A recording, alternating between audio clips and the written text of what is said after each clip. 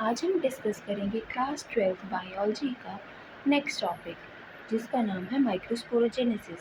सबसे पहले हम समझते हैं माइक्रोस्पोरोजेनेसिस होता क्या है। माइक्रोस्पोरोजेनेसिस का मतलब वो एक ऐसी प्रोसेस है जिसमें जो हमारे माइक्रोस्पोर्स हैं वो फॉर्म होते हैं, किससे? हमारे स्पोरोजेनस टिश्यूज से, under the process of meiosis.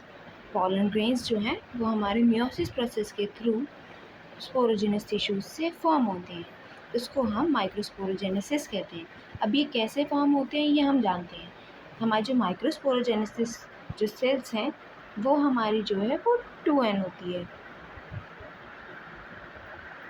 देखिए, अगर हम यहाँ पर एक सेल बनाएं जो कि हमारी 2n है, हमें पता है कि जो मियोसिस है वो रिडक्शनल डिवीजन है, यानी कि उसमें हमारे जो क्रोमोसोम्स हैं उसका नंबर हाफ हो जाता है, यानी कि पेयर्स जो हैं वो डिवाइड हो जाते हैं, उनका नंबर हाफ हो जाता है।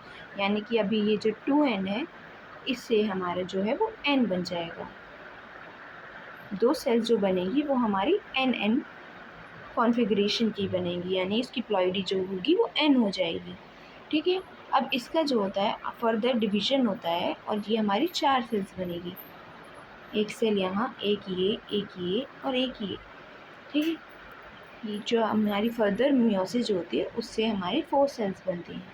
ये हमारा फर्स्ट जो प्रोसेस है वो हमारा रिडक्शनल डिवीजन होता है, और सेकेंड जो प्रोसेस है वो हमारा same mitosis copy of the cells होता है।